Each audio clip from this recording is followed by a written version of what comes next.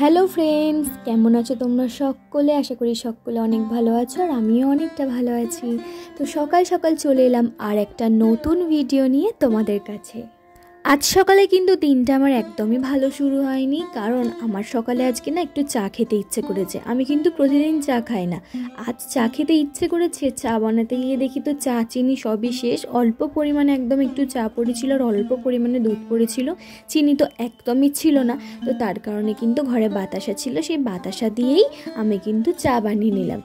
ওদিকে সোনামাও ঘুম থেকে উঠে পড়েছে। সোনামার তো এবার খাবারটা রেডি করতে হবে, তাই কিন্তু আমি জল গরম করে সোনামার দুধটা গুলে নিয়েছি।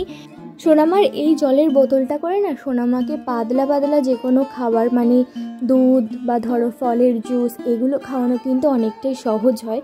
তো তার কারণেই বেশ কিছুদিন ধরে কিন্তু দুধটা আমি এই বোতলটার মধ্যে করেই সোনামাকে খাওয়াচ্ছি। আর সোনামাও কিন্তু এই বোতলটাতে দিলে একদম সুন্দর করে খেয়ে নেয়। সোনামাকে আমি দুধটা খেতে দিয়ে গিয়েছিলাম চাটা ছাঁকার জন্য, এসে দেখলাম কিন্তু সোনামা পুরো দুধটাই খেয়েছে। তো দেখে আমার মনটা তো অনেক খুশি হয়ে গেল। তারপরে আমি কিন্তু বসে পড়েছি দেখো চা খেতে।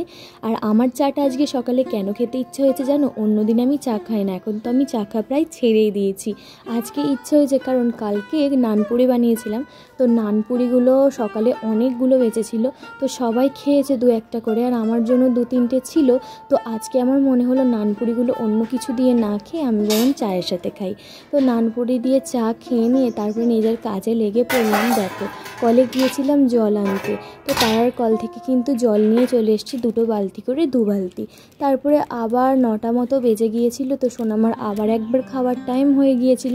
তাই দেখো সোনামাকে সকালে দুধ খেতে দিয়েছি আর এখন কিন্তু দিচ্ছি ছাতু। তো এই ছাতুটা সোনামাকে প্রতিদিনই 9টা বা 10টার সময় করে দেওয়া হয়। তো সোনামাকে ছাতুটা খাইয়ে দিয়েছি, খাইয়ে দিয়ে তারপরে বললাম তোমরা দু বোনে এখানে বসে খেলো। এই ছোট্ট মেয়েটার সাথে তোমাদের পরিচয় করিয়ে দিই, এটা হচ্ছে আমার দিদির মেয়ে, ওর নাম জানকী। যেহেতু এখন আমার দিদি এসেছে এখানে, তো তার কারণে কিন্তু জানকী আর আমার সোনামা দুজনে বেশিরভাগ সময়টাই কিন্তু সারাদিন একসাথেই খেলাধুলা করে। তো দেখো মা চলে এসেছিলো মাঠ থেকে, তো মা মাঠ থেকে আসার পর আমি সোনামাকে আমার মায়ের কাছে রেখে দিয়ে কিন্তু আবার রেডি হয়ে বেরিয়ে পড়লাম কাজের উদ্দেশ্যে। তো আজকে আমি খুব ভালোভাবে মুখটাকে বেঁধে বাড়ি থেকে বেরিয়েছি, কারণ এতটা পরিমাণে রোদ কি আর তোমাদেরকে বলবো। এখন পড়ে গেছে বৈশাখ মাস আর এতটা পরিমাণ গরমেই, গরমের মধ্যে 1-2 ঘন্টা করে সাইকেল চালিয়ে কোথাও রোদের মধ্যে যাওয়া মানে সেটা অনেক বড় ব্যাপার।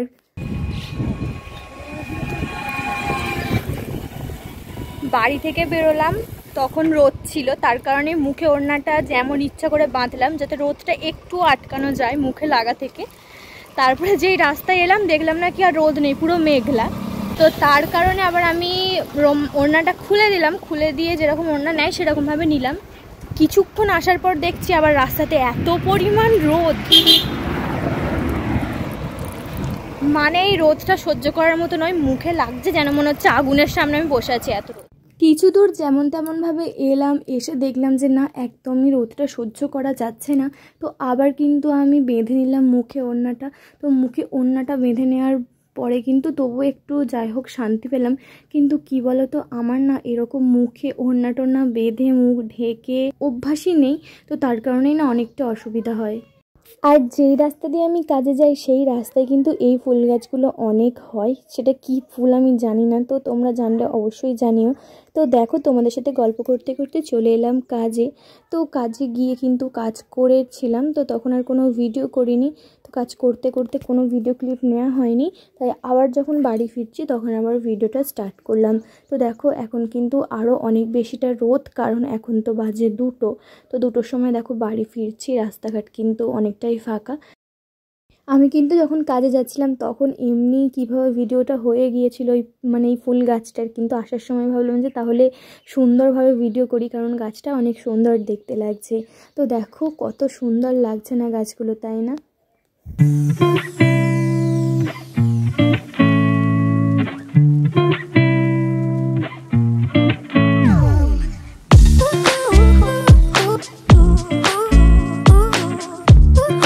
তো কিছু দূর এলাম, আসার পথে কিন্তু দেখতে পেলাম একটা আইসক্রিমের গাড়ি। তো সেই আইসক্রিমের গাড়ি থেকে কিনে নিয়েছিলাম একটা আইসক্রিম। তো এই আইসক্রিমটা কিন্তু 10 টাকা দাম নিয়েছিল, আর খেতে কিন্তু অনেকটাই ভালো ছিল। তো দেখো আমি এক হাতে সাইকেলের হ্যান্ডেল ধরে আছি আর এক হাতে কিন্তু আইসক্রিমের প্যাকেটটা ছিঁড়ে আইসক্রিম বার করছি। তো ভাবছিলাম পড়ে যাবে, কারণ এই আইসক্রিমগুলো এতটা সফট হয়, যতবারই আমি খেতে গেছি ততবারই ভেঙে আমার হাত থেকে অর্ধেক পড়েই গেছে। তো আইসক্রিমটা খেতে খেতে কিছুটা দূরে এলাম, এসে দেখছি একটা মাঠের মাঝখান দিয়ে রাস্তা। তো মাঠের মাঝখান দিয়ে রাস্তার পাশে যে মাঠগুলো আছে, তো সেখানেই দেখলাম 2-3টে এরকম শেয়াল ঘোরাঘুরি করছে।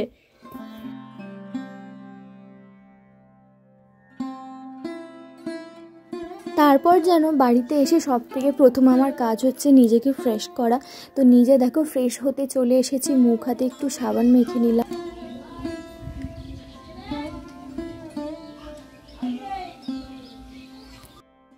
আজ কাজ থেকে এসে দেখলাম মা রান্না করেছে পটল ভাজা, আর যে হোঁপা দিয়ে আলু দিয়ে একটা তরকারি, আরও অনেক কিছু ছিল, করলা ভাজা টলা ভাজা, ওগুলো আমি খাই না তাই নিইনি। করলা ভাজাটা এখন জানি না কেন, আগে তো তবু খেতাম, এখন একদমই ভালো লাগে না। তো দেখো বড় মারা মাংসের তরকারি দিয়েছিল, তো মাংসের তরকারি থেকে না আমি 2 পিস মাংস তুলে নিলাম, তারপর একটা রেখেছি ভাইয়ের জন্য। তো ভাই যদি খায় তো খাবে, তার কারণেই তো আমি 2 পিস মাংস নিলাম, নিয়ে ভাত খাচ্ছি। আর এই দেখো আমার সোনামা ঘুমাচ্ছিল, ঘুম থেকে কিন্তু উঠে গেছে। সোনামাকে বললাম তুমি আমার সাথে ভাত খাবে? সোনামা বললো হ্যাঁ মা ভাত খাবো। তো আমি খাচ্ছিলাম, সাথে সাথে কিন্তু সোনামাকেও ভাত খাইয়ে দিচ্ছিলাম। আর সোনামা না আজকে আমার সাথে বেশ ভালোভাবেই ভাতটা খেয়েছে। বিকেলবেলা সোনামাকে একদম ফ্রেশ করিয়ে দিয়েছিলাম, জামা টামা পরিয়ে সুন্দর করে। তো ফ্রেশ করিয়ে দেওয়ার পর সোনামা কিন্তু ছুটি করে খেলা করছিল। তো সোনামা ওদিকে খেলা করছে, তাই ভাবলাম আমি নিজের কাজগুলো সেরে নিই, কারণ 4টে বেজে গেছে আর আমাদের কলেও কিন্তু জল চলে এসেছে। তো দুপুর 12টায় জল আসে এক টাইম, আর এক টাইম আসে হচ্ছে বিকেল 4টে, আর এক টাইম আসে হচ্ছে সকাল 7টায়। তো এখন বিকেল 4টে বাজে, তো তার কারণে জল চলে এসেছে। আর আমি কিন্তু বেশ কিছু জামা কাপড় ছিল সেটা দিয়েছিলাম, তো সেগুলো কেচে এখন কিন্তু সেগুলো ধোয়ার জন্য জল ভর্তি করছি। বেশ অনেকগুলো বাসন পড়েছিল, তো সেই বাসনগুলো মাজবো বলে বার করলাম, আর তখনই মনে পড়ে গেল সোনামার জন্য তো ফল আছে, তো সোনামাকে একটা বেদানা কেটে দিই। তো সোনামাকে কেটে দিয়েছি, সোনামা কিন্তু নিজেই ছাড়িয়ে খাবে। এখন না সোনামাকে বেদানা ছাড়িয়ে দিলে আর ওর পছন্দ হয় না, ও খালি বলে আমাকে তুমি কেটে দাও মা, আমি ছাড়িয়ে খাবো। তো সোনামা ছাড়িয়ে খাই, তো তার কারণেই সে নিজে ছাড়িয়ে খাবে বলে তাকে বেদানাটা দিলাম। তারপরে কিন্তু আমি বাসনগুলো সব মেজে নিয়েছিলাম, তারপরে চলে এসেছি ঝাঁট দিতে। ঝাঁট দেওয়ার পর নিজে একটু দেখো ফ্রেশ হয়ে গেছি। তারপরে ফ্রেশ হওয়ার পর সোনামার আবার খাওয়ার টাইম হয়ে গেল।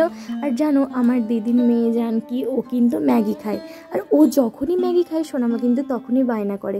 জানকিও দেয় সোনামাকে ম্যাগি, কিন্তু আজ আমি ভাবলাম সোনামাকে একটা দোকান থেকে ম্যাগি এনে তৈরি করে দিই। তো দেখো 10 টাকার একটা নোট নিয়ে কিন্তু চলে গেছি ম্যাগি কেনার জন্য আমাদের পাড়ার এই ছোট্ট দোকানটায়।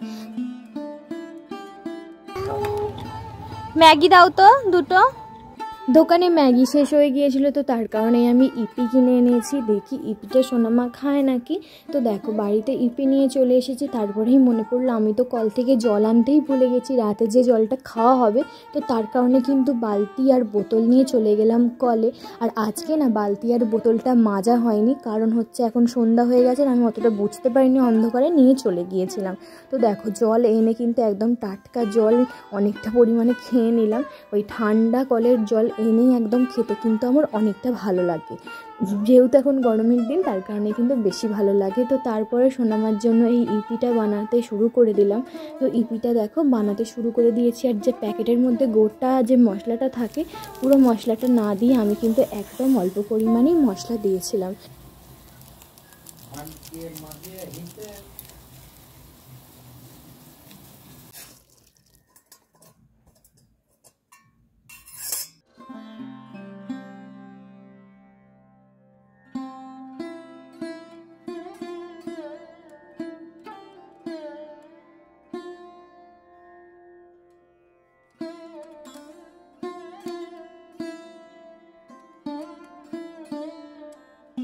সোনামা তো খুব সুন্দরভাবে ম্যাগিটা খাচ্ছে। মা আমাকে বলল আমাদের ঘরে নাকি একটা জায়গায় মিষ্টি লোকানো আছে। তো আমি বললাম মিষ্টি মিষ্টি আবার কোথা থেকে এলো, কী বা মিষ্টি। তারপরে দেখলাম মা কালকে মামার বাড়ি থেকে আসার সময় এই খাবারগুলো এনেছিল, মিষ্টি সিঙ্গারা। তো সেই মিষ্টি সিঙ্গারাগুলোই আমি এখন বের করে ফেলেছি খাওয়ার জন্য। ছোটোবেলা থেকে কিন্তু আমি মিষ্টি খেতে অনেক ভালোবাসি, হ্যাঁ এখনও ভালোবাসি, কিন্তু এখন আর সেরকম একটা মিষ্টি খাওয়া হয় না। তো দেখো মিষ্টিগুলো নিয়ে কিন্তু বাবাকে মাকে দিয়ে দিলাম, আর আমিও কিন্তু একটা খেয়ে নিলাম। মিষ্টি সিঙ্গারা খেতে না খুবই ভালো লাগছিল। তো মিষ্টি সিঙ্গারাটা খাওয়ার পরেই আমার চোখ গেল এই যে পিছনের বিছনাটার ওপর। তো বিছনাটার যে কী অবস্থা হয়েছিল কী আর বলবো। তাই আমি কিন্তু একটু ভালো করে বিছনাটা গুছিয়ে নিচ্ছি, কারণ একটু পরেই আবার ঘুমানোর সময় হয়ে যাবে, তো তার কারণে। তো দেখো বন্ধুরা, যারা আমার ভিডিও তোমরা প্রতিদিন দেখো তারা কিন্তু অবশ্যই জানবে আমি একটা মধ্যবিত্ত পরিবারের মেয়ে। তো মধ্যবিত্ত পরিবারে যেটা হয় সেটা আমরা সকলেই জানি, একবারে কিন্তু কোনো কিছুটাই আমরা সম্পূর্ণ করতে পারি না। সেটা ঘর বলো বা গাড়ি বলো বা যা কিছুই বলো, একবারে কখনোই আমরা কোনো কিছু করে ফেলতে পারি না। একটু একটু করে আমরা কিন্তু টাকা পয়সা সঞ্চয় করে সব কিছুটা করি। তো তার কারণেই কিন্তু আমার বাবার বাড়িটাও এরকম হয়ে আছে, মানে ঢালাইটা তো অনেক দিন আগেই হয়েছে, জানালা দরজা বা প্লাস্টার বা যে কোনো কিছু বলো এখনও কিন্তু সেরকমভাবে কিছুই হয়নি। তো তার কারণেই ঘরগুলো এরকম হয়ে আছে। তো তোমরা সকলে আশীর্বাদ করো আমার বাবার বাড়িটা যেন মানে খুব তাড়াতাড়ি পূর্ণ হয়ে যায়, মানে ভালো হয়ে যায় আর কি। তো এখনও যেরকম আছে ভালো আছে, অনেক সুখেই আছি। আসলে কি বলো তো, ঘর বাড়ি যেরকমই হোক নাই হোক সেটা ম্যাটার করে না, ম্যাটার করে হচ্ছে মানুষের মানসিক শান্তি। তো এক একটা ঘরে দেখবে অনেক টাকা পয়সা সব কিছুই থাকে, কিন্তু মানসিক শান্তি থাকে না, কিন্তু আমার বাবা মার ঘরে সেটা আছে। আমি খাবো না, আমি খাবো না বলছি। কি কি আমি খাবো না, আমার খিদে নেই। তোমার সাথে একটুখানি খাবো, আমি খাবো না, আমার ভালো লাগছে না। হ্যাঁ আমি খাবো না, তুমি খেয়ে না। আমি খাই না এগ রোল, আমি এটা খাই না মা, আমি এটা খাই না। তুমি খাও না গো। হ্যাঁ জোরে বল, আমি শুনতে পাচ্ছি না। আচ্ছা খাচ্ছি, দাঁড়াও খাচ্ছি।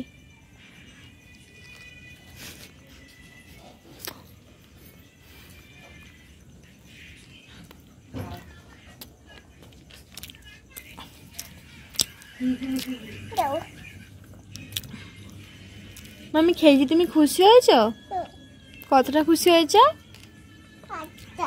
কতটা? দেখেছো বন্ধুরা আমার সোনামার আমার প্রতি ভালোবাসা। এই ছোট্ট মেয়েটা আমাকে যতটা ভালোবাসে, যতটা আমার কেয়ার করে, অনেক বড় বড় মানুষরাও কিন্তু সেরকমটা করে না। কিছু মানুষ শুধু নামেরই আপন হয়, মন থেকে কখনোই তার আপন হতে পারে না। আমার ছোট্ট সোনামাটা, তার এখনও কোনোই মানে কি বলবো বুদ্ধি বা কোনো কিছুই সেরকমভাবে হয়নি, কিন্তু সে দেখছো কতটা আমাকে ভালোবাসে, আমার কতটা মায়া ভাবে। মানে সে এরকম ভাবছে যে আমার মা খাচ্ছে না, তাহলে কি বলে আমার মাকে খাওয়ানো যায়। আমি এমন কিছু কথা বলি যার জন্য আমার মা খেয়ে নেয়। তো সেই জন্যই বলছিল একটু খেয়ে নাও না, আমি তোমাকে অনেকটা ভালোবাসি। তো এই কথাগুলো শুনলেই না মন প্রাণ সমস্ত কিছু জুড়িয়ে যায়। যতটাই মনটা খারাপ থাকুক, কেউ যতটাই আঘাত করে করে মনটাকে যতটাই মানে খারাপ করে দিক, কিন্তু তবুও এই ছোট্ট সোনাটার কথা শুনলে না আমার মনটা সত্যি জুড়িয়ে যায়। সত্যি মনে হয় যে হ্যাঁ, কেউ একটা জীবনে আছে যে সত্যিই আমার কাছের, সত্যিই আমার আপন। তো দেখো বন্ধুরা, সোনামা কিন্তু আমাকে নিজে মুখে বললো মা আমার ঘুম পেয়েছে, তো আমাকে ঘুম পাড়িয়ে দাও। তাই সোনামাকে আমি এখন ঘুম পাড়িয়ে দিচ্ছি, আর আমিও কিন্তু কিছুক্ষণের মধ্যেই ঘুমিয়ে পড়বো, কারণ সোনামার আর আমার দুজনেরই কিন্তু খাওয়া হয়ে গেছে। তো চলো বন্ধুরা, আজকের দিনটা তো এখানেই শেষ করলাম। দেখা হচ্ছে পরের কোনো ভিডিও। তো আজকের জন্য টাটা, বাই, গুড নাইট।